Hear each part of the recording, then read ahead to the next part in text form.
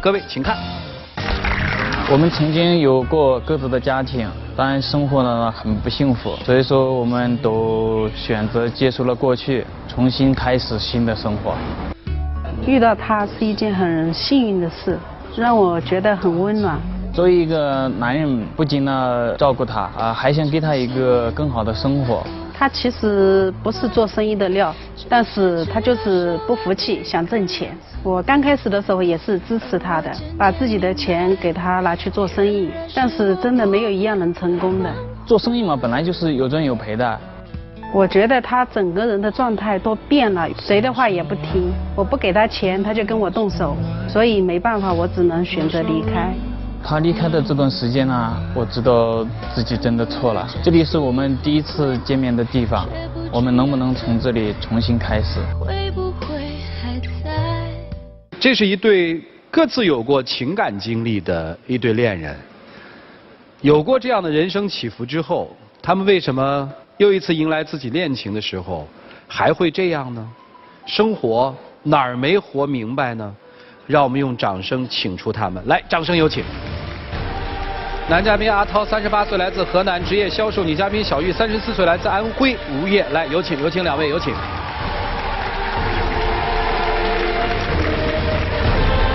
愿意说出箱子里的秘密吗？愿意。愿意。38是吧？对。曾经有过婚姻？是的。哪年离的10年。有孩子吗？有。小孩，男孩女孩？男孩。跟谁？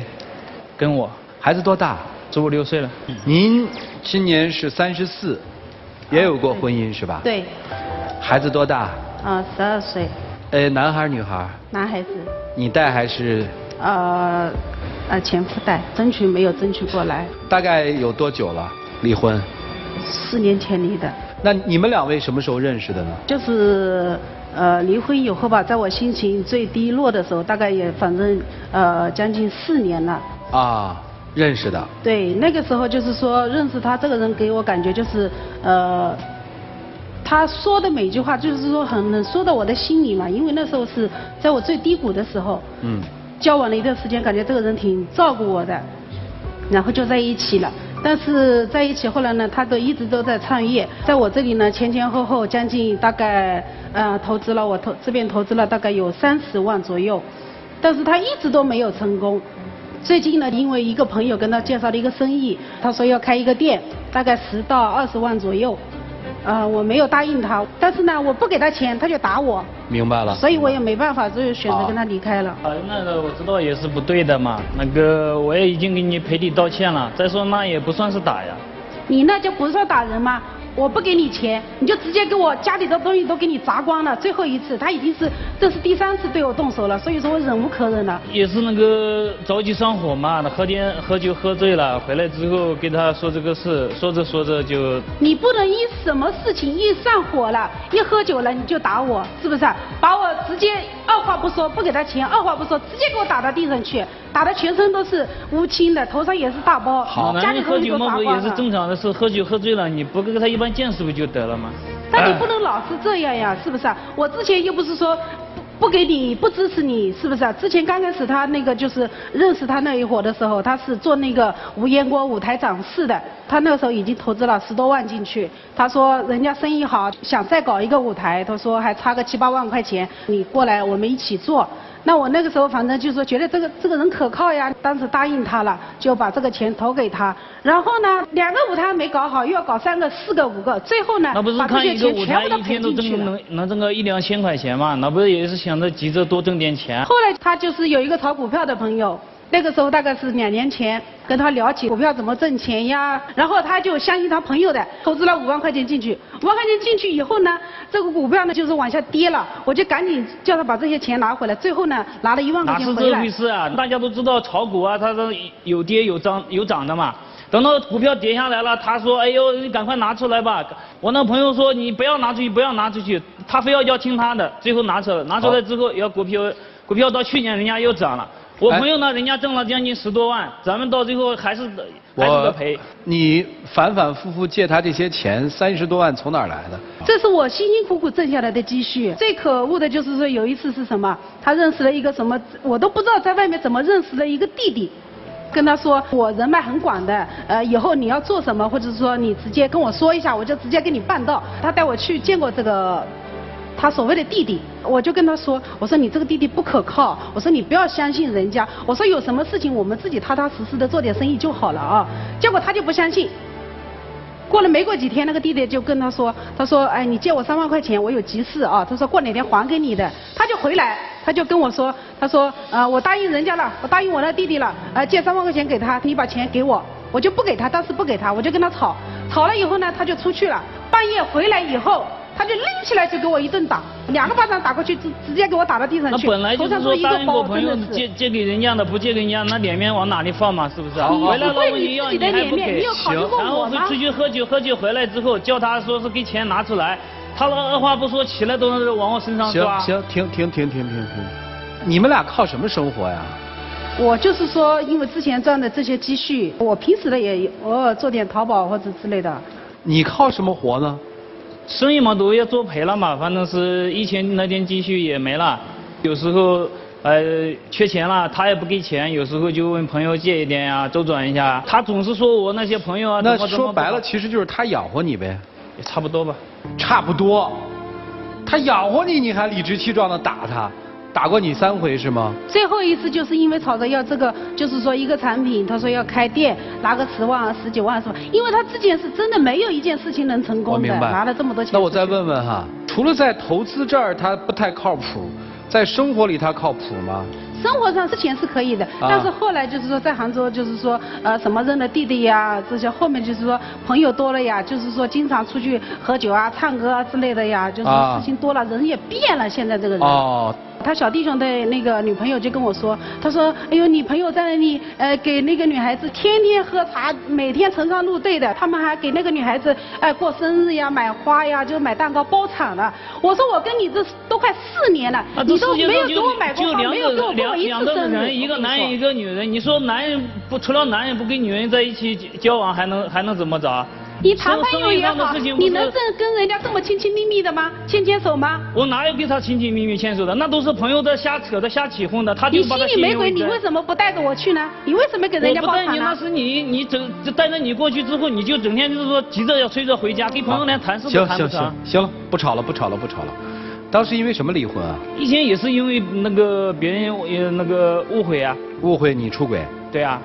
哦，我这个人就是说行得正坐得正，我身正不怕影子斜的那种人。那你第一段婚姻里面有没有打人的行为呢？没有。那你为什么打他呢？我以前是从来都不喝酒的，然后生意做赔了嘛，也就比较郁闷嘛。有时候回来了，问他跟他商量事，什么事情也商量不通。你是跟他商量事，还是问他要钱？做生意嘛，你要自己男人在家里也不能什么都闲着嘛，总想着去创业啊，做点事情。他只要一跟那些朋友在一起，他那朋友跟他说这个说那个，他就是听什么。我明白。我跟他说什么他都不听。我可好奇了哈，就是按理说你也是有生活阅历的人，那为什么这个男人这么不靠谱，反反复复的投资失败，你反反复复的去帮助他，一帮就帮4年呢？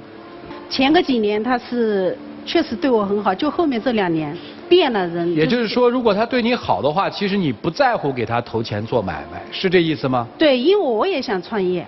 我问问你哈，就是你在认识他之前你是做什么的？在工厂上班的。工人？对。因为认识他，你变成老板了，对吧？因为2个人在一起，感觉到1个月5000多，也不够我们开支嘛。所以说那个时候我就想着说啊，不行的话就出来，就是说自己做点事情嘛。做事情的钱都是他的钱，对不对？做事情之前我们是各自用各自的。明白了。哎，你们要分开那30万还要吗？我不要了。我现在最后是说他又让我拿钱，所以说我已经没办法了。我真的，我说你已经太伤了我的心。你还有钱吗？我自己积蓄多多少少有一点，没有钱我可以自己去工作，我可以自己努力的。哦，你早就应该告诉他你没钱了。没钱了。没钱也没关系啊，我也知道打人是不对的。那个有时候嘛，男人嘛，有时候喝酒喝醉了嘛，也控制不住。不是男人喝酒喝醉了是。但你不能每次都是这样子呀。那你为什么打人呢？我就奇怪了。我平时不打人的。你觉得喝了酒打人就没事儿是吧？不是，喝酒喝醉了之后，有时候反正那事情来了也他有时候嘛就给你跟那呛嘛，呛着呛着杠着杠着就来了嘛。他喝酒了，喝醉了回来，一把给我拎起来就打到地上去了。事后之后呢，再跟你说，哎，对不起啊，我错了呀，怎么样怎么样？啊，不是这样子做的。这是一个典型的家暴循环，怎么办呢？听听老师们怎么帮你们吧。一起进入丘比特问卷。男人打女人是不可原谅的，这样的家庭也没有必要持续。我们也确实看到，现在有很多人都想当马云，可又没有马云的本事。我想问一下，你从头到尾一共亏了多少？大概30多万吧。你给他30多万，他一共亏了30多万，也就是说亏的全部是你女朋友的。那你这个老板真好做哎，亏的都是女朋友的，做嘛，不给我就打嘛。所以你说你这个生意还怎么做？你这个人还怎么做？你早就应该和这样的男人分手了。当然这个30万块钱我想还是要，也是必须要的。他现在还不出，借条也是必须的，否则的话可能他再去找下一个女人，下一个女人又是像你这样的境地，你其他的姐妹也会遭殃的。其实真的最瞧不起的就是向女朋友借了钱还得要打她的人，这太不像话，真的是。就是不要说借不借钱，是不是女朋友，就是街上的一个人一个女人，你都不应该动手打她，还说什么喝了酒之后也不知道自己在干嘛的就打了她，真的完全是不可原谅。我听了半天呢，你们俩之间没有什么爱情，有的就是投资、创业。现在我告诉你，创业失败，投资失败，人家给你30多万，于理于情你都不能对他这个样子。还有，你没钱，你凭什么答应人家我借给你钱？你是一个非常失败的人。甭管是从投资角度来讲，还是从男女朋友爱情方面来讲，你根本就配不上这位女孩。你有什么能力？有的仅仅就是回家酒后你去对她家暴，仅此而已。所以说，投资也好，感情也好，最关键的就是看准人，擦亮自己的眼睛，好吗？跟他说拜拜。而且一个38岁的男人，刚才还大言不惭地说，是他养我的，他凭什么养你啊？他愿意养啊。还好生意没做成。你猜他要是生意做成了会怎样？生意做不好打你，对吧？他生意做成了，没准就跟你前夫一样。你前夫不就是因为经济条件好出轨了吗？所以如果非要给男人挑一个标准，就有的很多女生说，哎，你为什么喜欢他这么个人？你喜欢他什么？啊，他有的时候对我也挺好，挺温柔。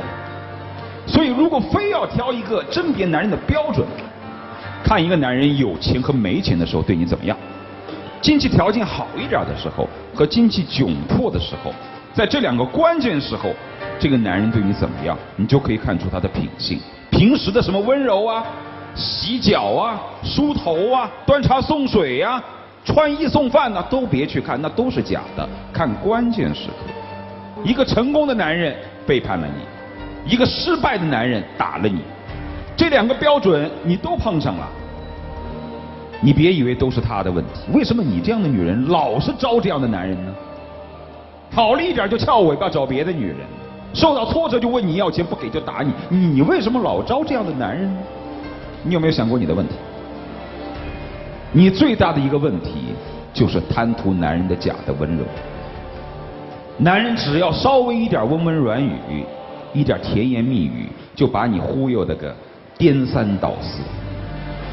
4年的时间，借款30万，长达4、5次，被打了这么多次，一次次问你借，那比银行借贷都方便，连抵押都不需要，而且打了你，你还那么贱的把钱又给他，你说你有没有问题？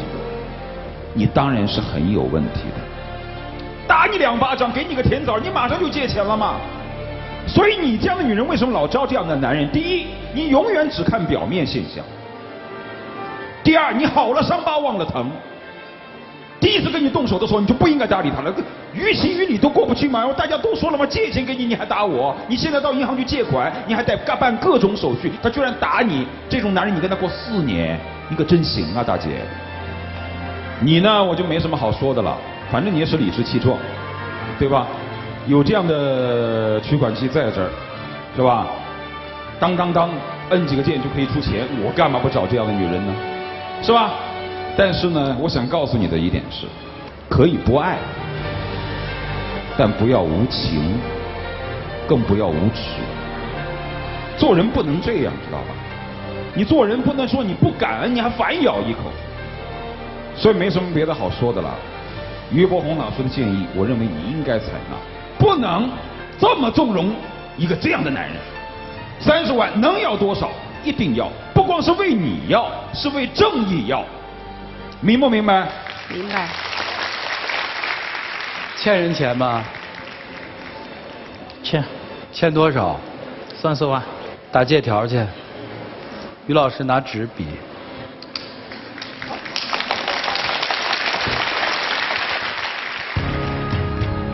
是这个节目现场第2次写借条了啊！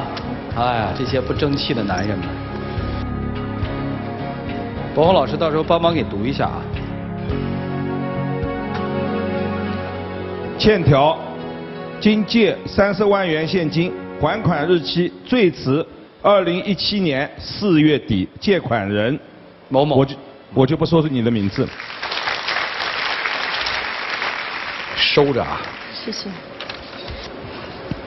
谢谢。好了，钱的事儿打理完了之后，一起进入柔顺拉芳黄金60秒。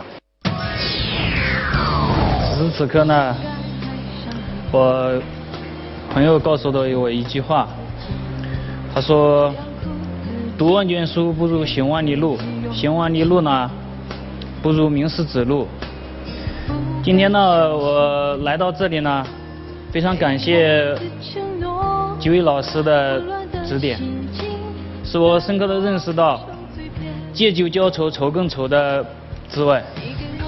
虽然过去经历过这么多的挫折和失败，但是我仍然相信我一定能够找回原来属于他心目中的那个我。亲爱的，你回来吧。2位请交换箱子。谢谢2位，请回。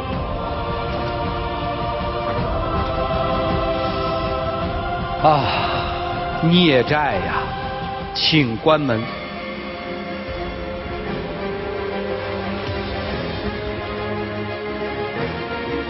我们看看最后这位34岁的女性的选择：5、4、3、2、1，请开门。5，哈哈。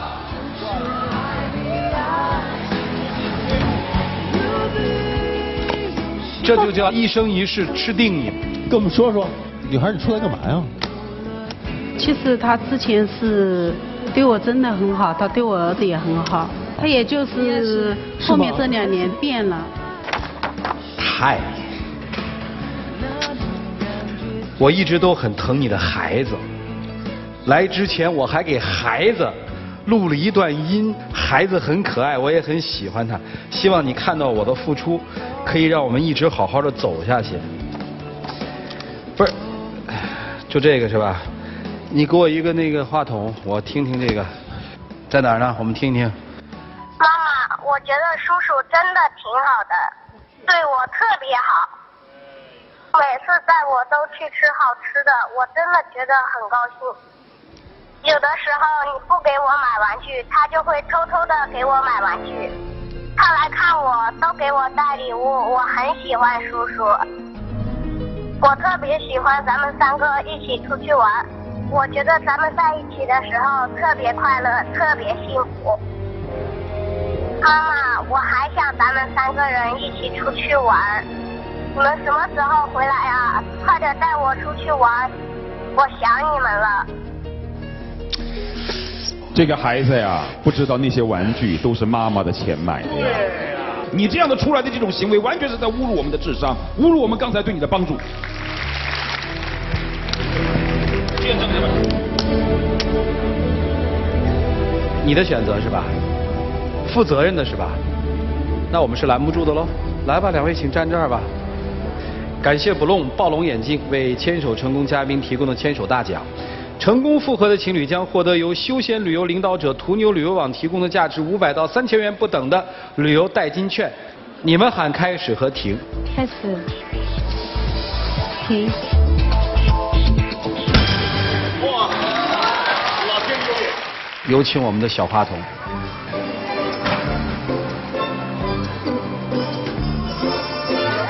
戒指给叔叔。以后可别再打人了啊！能做到吧？能做到，一定痛改前非。好了，接下来我们大家就见证一下属于他们自己的幸福时刻吧。我现在不会戴的，等你做到了，我再会戴出来。好的。好，请亮灯啊！那咱们就这样，咱们从前面走，咱就不从这道门走了，好不好？下次真好的时候，咱们再从那儿走，好吗？谢谢你们两位，请回，请回，请回。哎，回来吧，那个老不见证的人啊。不见证，是因为我仅止于是生气，我不想看。现在我觉得这可以成为我的一种态度，我就是不看好，我就是避免这个环节，我就出去，我就不看他们。啊，态度表明就行了，看看也没关系嘛。坐这儿看了你不堵心啊？万一人家真的改了呢？